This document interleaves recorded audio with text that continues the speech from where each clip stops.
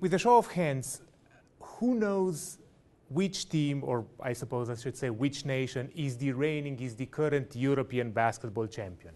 Just with a show of hands. 1, 2, okay, thank you. Very well. Now, can anyone name the current European basketball champion for women? And why did we need the feminine qualifier to even think of it? So why was not this an obvious question? Thank you for coming. We will answer the first, not really rhetorical question that I've asked later on. We will not answer the second rhetorical question. We will not answer it today, although we do discuss it in some of our classes, so hopefully we have at least an idea of what the answer to that might be. Allow me to provide a bit of background on myself, as it might help understand my research interests. My educational background is in journalism and social sciences, so this leads me, among others, to being skeptical of official sources of information and critical of common wisdom. And I grew up in Slovenia, a former Yugoslav country which gained independence in 1991 and came out of this split in the early 90s relatively unscathed. But at the same time, the wars that erupted around that time and that followed for the next 5 years, especially the wars in Croatia and Bosnia, were still close enough to make themselves heard and felt. Growing up, I played basketball, but I was not particularly good at it, admittedly. So I switched first to officiating basketball and later to organizing and managing sports events. First, still in basketball and eventually in several other sports as well. The personal and social environment I grew up in led me to develop an interest in mediated communication in sport, especially in changing societies. And I would argue that we live in interesting times when many societies are changing in some form and in some way.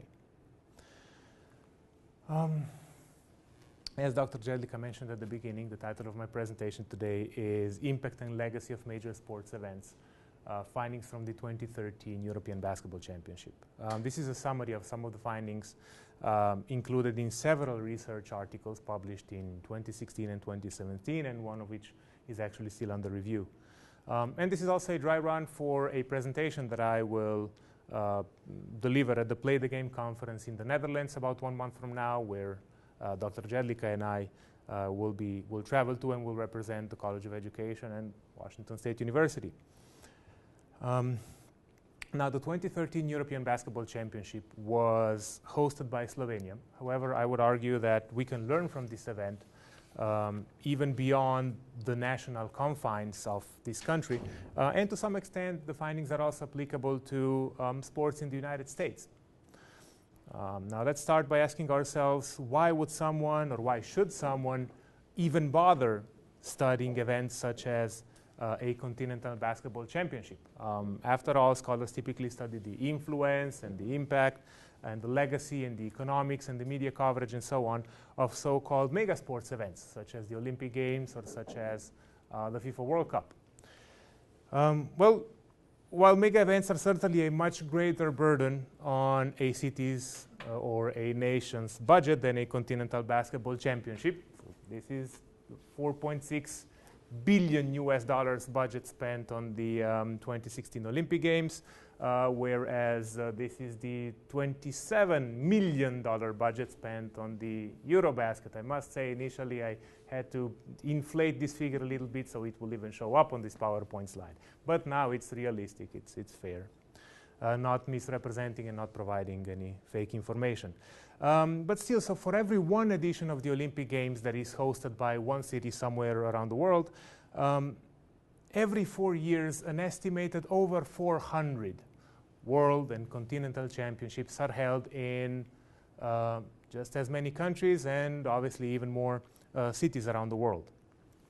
Granted, the impact of each of these championships on their host communities is much smaller, but the compound effect actually ends up being greater and may even reach or exceed that of the Olympic Games. Also, mega events such as the Olympic Games are limited to relatively few nations, whereas continental championships are much more versatile And they may be hosted by countries even relatively low on the Human Development Index, such as Mali or Paraguay. They may also be hosted by relatively small countries in terms of population. Slovenia only has a population of 2 million people. That's less than the population of the city of Houston. And these events are also within reach of medium-sized countries, again, such as, well, perhaps Paraguay and Mali and so on. So what are some impacts and legacies and benefits or risks deriving from these events? Today I will focus on 4. Specifically, I will discuss popular attitudes regarding this particular event, media coverage and the presumed promotion deriving from hosting this event, the cost associated with it, and the nationalism factors related to it. But before we start delving into and studying the actual findings, let me provide a bit of a background on the actual event to understand what organizers may seek to accomplish by staging such events. Slovenia bid to host the event. Slovenia formally presented its bid in 2010. There was a second country bidding to host the event. It was Italy. But eventually, the latter, so Italy eventually withdrew in late 2010. So in December of this year, Slovenia was confirmed as the lone surviving bid, I guess. Slovenia was confirmed as the organizers of the continent's foremost basketball tournament. The 7 goals that organizers identified for this event included generating a profit or at least avoiding financial losses, facilitating a fresh start for Slovenian basketball, organizing the best possible event, facilitating a medal placement or at least the best possible placement for the Slovenian team, improve superstructure and promote the 4 host cities, generate interest in basketball and in sports, as well as generate interest in Slovenia as a sport and tourist destination. Now, obviously, some of these goals are measurable. Some other goals are perhaps a bit more abstract or difficult to measure, but still, this is the 7 goals that the organizers identified for themselves and for us, I guess. The tournament's operational budget was around 20 million euros, which at the time was approximately $27 million. And this is a figure deriving from the events, from a cost-benefit analysis that was commissioned by the organizers. The tournament took place in it was played in 5 venues in 4 cities over the course, or between September 4th and September 22nd, 2013. Among the 24 participating teams, France won. France defeated Lithuania in the final to win its first title, while the Slovenian team finished in 5th place. Now, what we did is we conducted 3 fairly large surveys to gather data on people's opinions, perceptions, and patriotic attitudes in connection with the event. Each survey lasted for a week, and the first survey was conducted 1 month ahead of the event. The second survey was conducted the week immediately following the tournament, and the third survey was conducted 2 months after the tournament had ended. We actually wanted to conduct a 4th, and when I say we, I suppose it's mostly me. But so I wanted to conduct a 4th survey as well, but the participation in the 3rd survey was already considerably lower than in previous surveys, which was a good clue that perhaps it does not make sense to, I guess, push or go further, proceed with this idea even further. Each survey was relatively long, so I will not bother you with the entire survey, but I will just try to identify and single out some of the most interesting findings. Now, when we asked people what they perceived as the greatest benefit or benefits from hosting the tournament, 3 and 4 people identified the worldwide recognition of Slovenia as a country as a benefit that derives from hosting this event. About 40% of participants picked promotion of an active lifestyle. Slightly fewer people identified the profits for Slovenian businesses as a good opportunity associated with the event. as well as the consumption of live events, so spectating such a spectacle, if you wish. This is a first finding, and it's a somewhat useful finding because these are relatively frequent choices among people. To sport organizers, information such as this provides insight into what needs to be communicated, especially through public relations efforts. And these are also choices that could easily be applied to sports in the United States, not just national team competitions, but even intercollegiate sports. Universities often claim to maintain expensive athletic programs to promote the school and generate profits deriving from it. Interestingly, universities usually do not bother with arguing that providing such or organizing and financing such sports events actually contribute to an active lifestyle of its student population or its population in general, which was a benefit identified by a considerable amount of people in Slovenia. Now, are these perceptions accurate? Are they a myth, though? Well, it's a mix of both, and so we will try to look into, we will try to dispel some of them and perhaps confirm some other myths or opinions or perceptions anyway. So let's start with the worldwide recognition of Slovenia. As a proxy for worldwide recognition of the country, we studied newspaper coverage of the tournament in generalist newspapers in 13 countries on 5 continents over the course of 1 year. So it was a fairly long study, exploration. And it turns out that by far the greatest attention actually came from the generalist newspaper in the host country. The ELO is the Slovenian equivalent of the New York Times, if you wish. The New York Times, which literally published only one article on the topic. It's there. I did not need to inflate this number.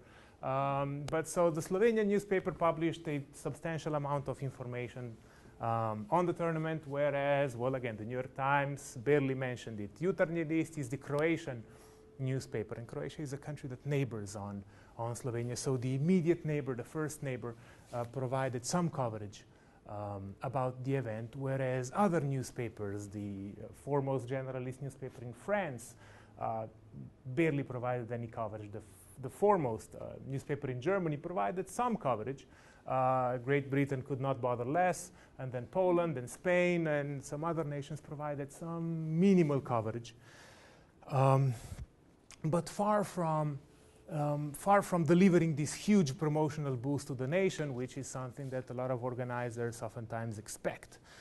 And now even when newspapers did discuss the tournament,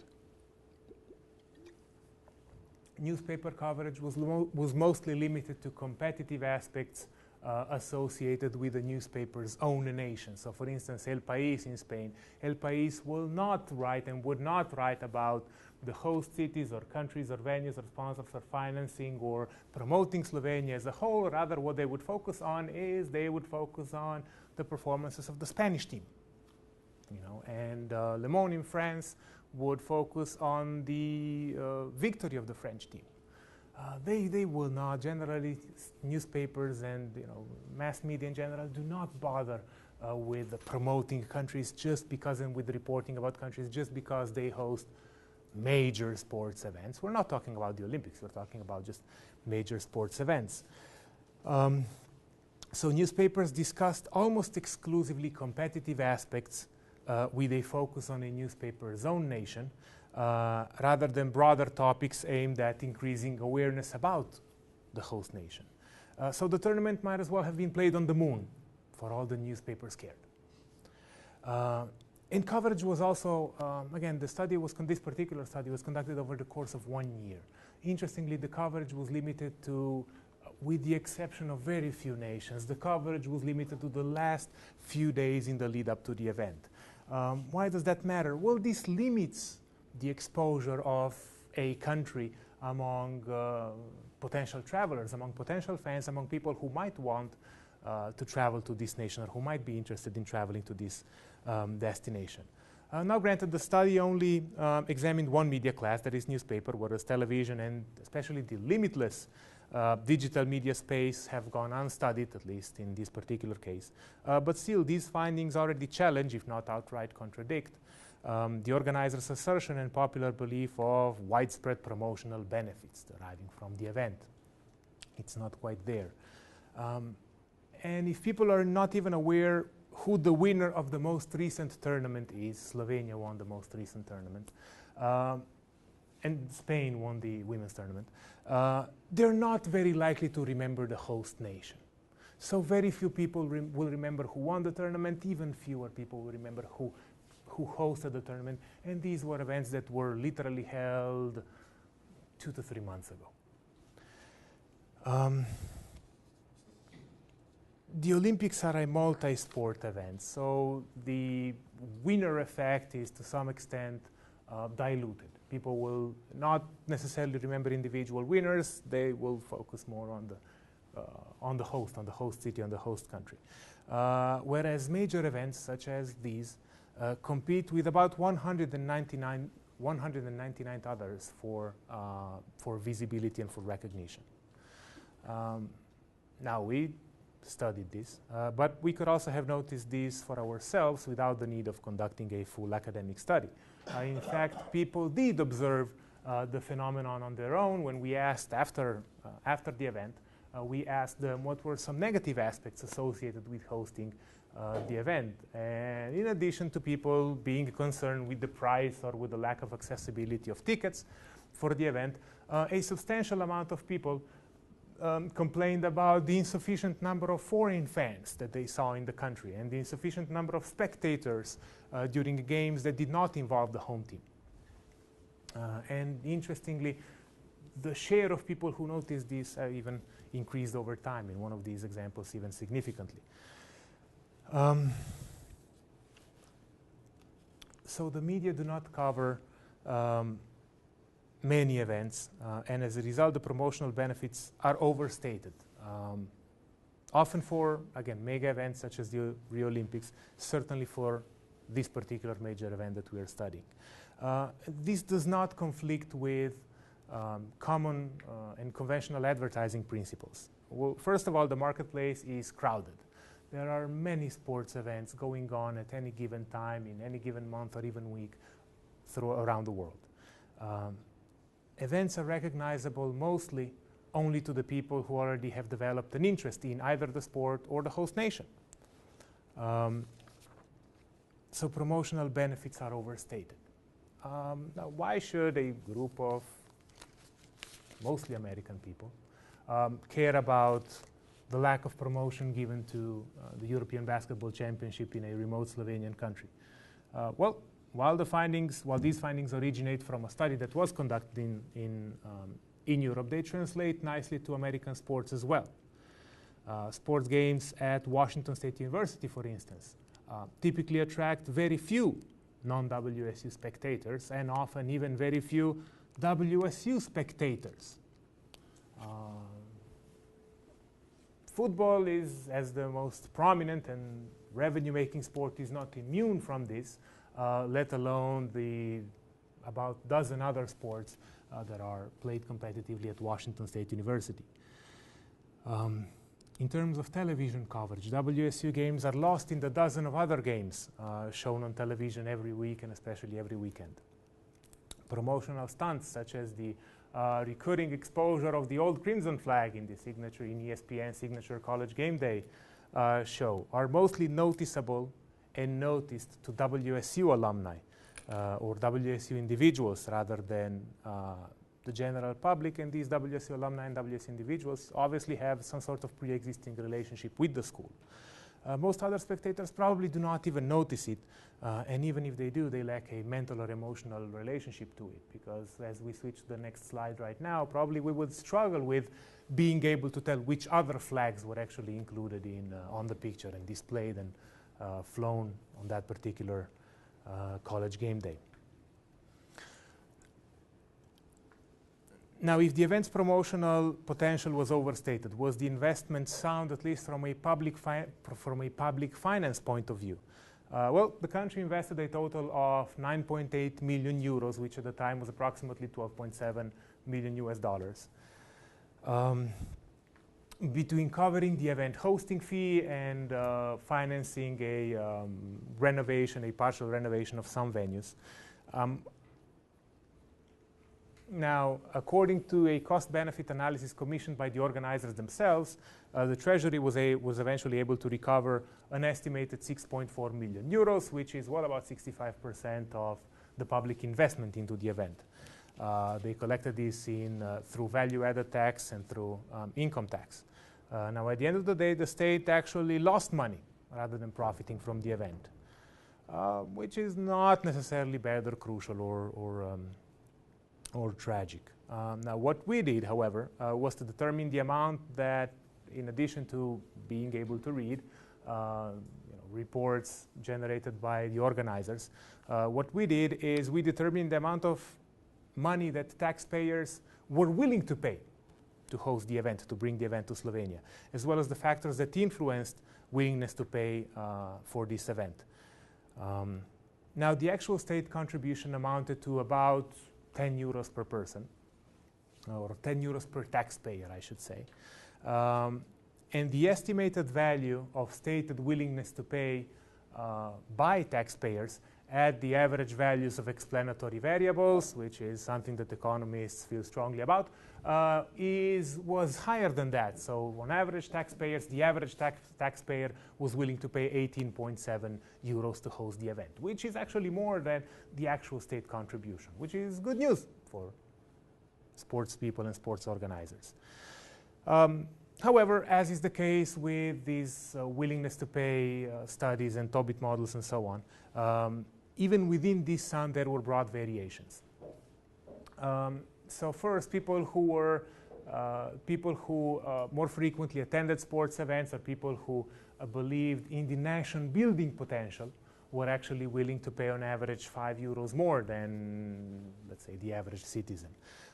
So interest in sports, belief in the nation building potential of hosting an event, increases willingness to pay to host the event. On the other hand, and this is curious and somewhat against occasional common wisdom, people who earned more, people in higher income brackets, were actually willing to pay less. Presumably they said, well, I would rather see my taxpayers' dollars, euros, I guess, being spent on other purposes, perhaps school or education or improving infrastructure rather than sports, who knows. Those who thought that protesters who thought that the event should not be financed with public sources to begin with, were obviously on average willing to pay considerably less than other people. And finally, individuals who saw the event as a private initiative and failed to appreciate the benefit of hosting this event for the nation were also willing to pay on average less than other taxpayers. Studies of willingness to pay to host sports events are actually relatively rare. Previous studies showed that citizens in Trondheim in Norway were willing to pay considerably more to host the World Skiing Championship in 1997. They were willing to pay almost 1,000 Norwegian crowns, which is approximately 150 euros, as opposed to the meager 18.7 euros that Slovenians were willing to pay. So more money to spend, obviously, and there might actually be a point to that. Taxpayers in 3 British cities were willing to pay more money per year over the course of the following 10 years to host the Olympic Games in 2010. However, obviously, there are some caveats. So both Norway and Great Britain are considerably richer countries than Slovenia. The expense in Norway would only be incurred by the local population in the city that hosted the event. So conceivably, the host city that would benefit, that would directly benefit from hosting this event. And obviously, the Olympic Games are a much larger event than one of the 200 major sports events. What is interesting, however, is that when we compare the amount per person, the state contribution per person between the amount of money that that the Slovenian budget devoted to the event and the amount of money that the German federal government devoted to hosting the 2006 FIFA World Cup, Soccer World Cup, turns out that actual direct federal spending for the 2006 FIFA World Cup was lower than the money was amounted to about €7 per person, per taxpayer, whereas Slovenia spent more than that, which is a peculiar finding. Who would have thought that Slovenia would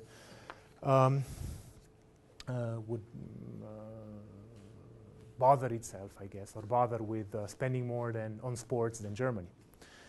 So in financial terms, the event was a mixed success. It lost money for the state, but made money for the organizers, and people were not, taxpayers were not terribly upset by it, which is good. So the public investment was sound, and the taxpayers would have supported even a greater financial commitment. But last but not least, and that's because taxpayers recognized public goods, right? The public goods deriving from hosting an event, which is not necessarily always measurable in financial terms. But were these public goods delivered, though? So most importantly, did the event make Slovenians more patriotic, or did the event influence national identity in any way? After all, the country has turned 26 this year, so it's still a relatively young country. And hosting a relatively large and recognizable and prominent sports event might actually increase national identification. So, was it worth it? Were public goods delivered? The short answer is no. At least not in a broad sense. Hosting the event, exposure to foreign teams or fans, even the competitive success that Slovenia experienced, did not turn the average Janez, which is the Slovenian equivalent of the average Joe, and so Janez was not turned into either Richard Spencer or John Lennon, if you wish. Instead, patriotism, nationalism, internationalism, smugness remained constant between the period preceding the event and the period immediately following the event, and even 2 months later. There are some fluctuations, but neither is statistically significant, so the event did not really make Slovenians more patriotic, more identified with their nation. Rather, the most significant differences were found with regard to live and I'll skip this. The most significant differences were found in relation to live and televisual exposure to the event. Specifically, even moderate consumption of the event on television significantly increased patriotism levels. Let me rephrase. Even moderate consumption of the event on television was associated with higher patriotism levels, higher nationalism levels, higher levels of smugness. Smugness being defined as, have I defined it? A brazen sense of superiority. So this is as far as television is concerned. Moderate consumers, moderate television viewers were significantly more likely to express higher levels of patriotism and nationalism and smugness. And when looking at those who watched the game live, or who attended games, who consumed the event live, a similar picture emerged. So people who attended just 1 or 2 games exhibited a significantly higher level of patriotism than those who did not watch any event live. And this was even slightly more pronounced when we asked people who attended three games or more. And the same story emerged for smugness. Again, this brazen sense of primacy over other nations.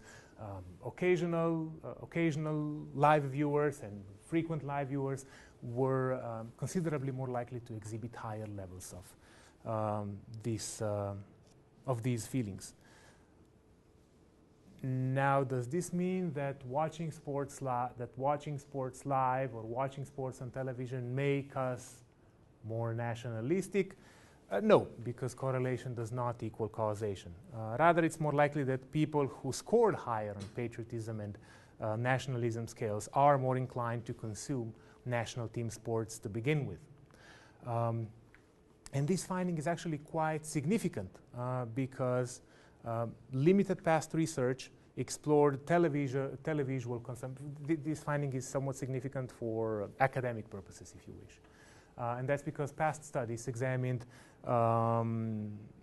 the influence between televisual consumption and patriotism levels, but not the relationship between live consumption and of national team sports and patriotism levels. So this study confirms that people who do attend live national team games score higher on patriotism, nationalism, smugness scales.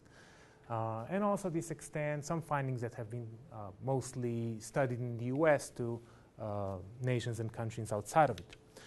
This is interesting news for sports scholars and for social scholars, but actually bad news for politicians, bad news for influencers looking and hoping to boost nationalism attitudes among the general population by staging sports events. Hosting them builds national identity, yes, especially among those who already are strongly identified with the nation, and especially among those who already are sports fans.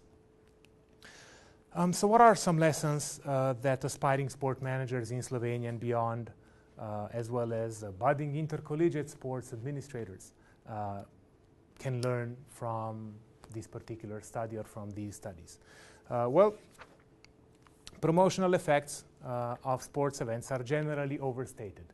Rather, they are most effective with those already familiar with the nation or with the sport, as well as they're most effective with those already predisposed to enjoy the competition or a nation or a sport or a brand, if you wish.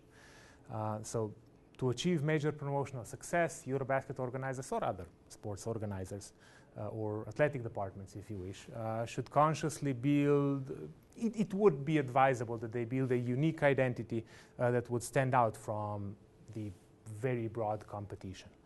The marketplace for fans is very cluttered, so this is an opportunity to develop creative public relations solutions. A second key finding is that taxpayers' stated willingness to pay for sports offerings is unexpectedly high. However, obviously this willingness to pay fluctuates widely with regard to whether people enjoy sports or not, with regard to the amount of money they make, they earn, and so on.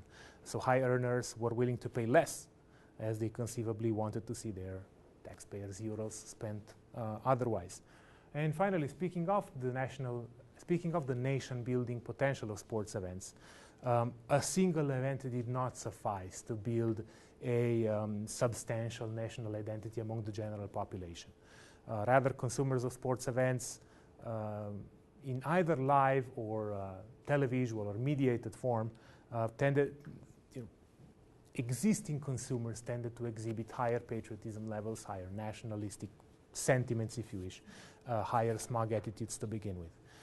So this is also another finding that is useful to aspiring despots in autocratic regimes, or even just to people willing to strengthen identification with universities, for instance, through athletic efforts.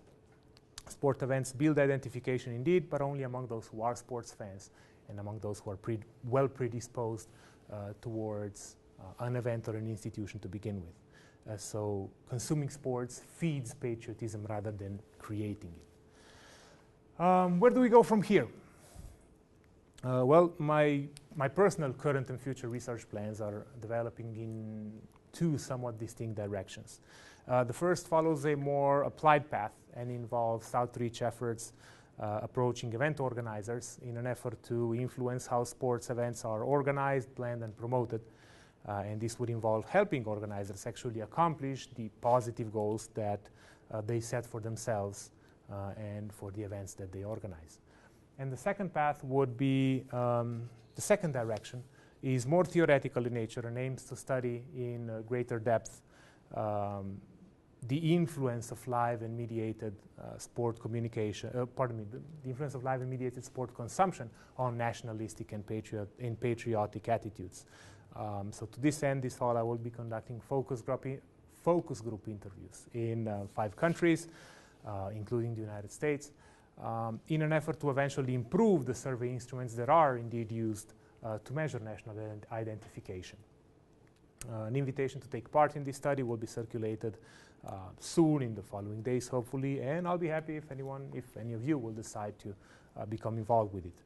And I will be even happier and downright delighted if anyone will want to become involved in either of these two research prongs, if you wish, and either of these research plans. Both projects are ongoing, perhaps slightly behind. They're perhaps slightly behind the timeline I had set for myself earlier this year, but it's okay, and they will certainly be moving forward. They will pick up the pace. The pace will pick up in the next few weeks. Whichever route we decide to pursue, there is certainly plenty of work to do. Thank you for your attention. I'm happy to take any questions that you have. Thank you.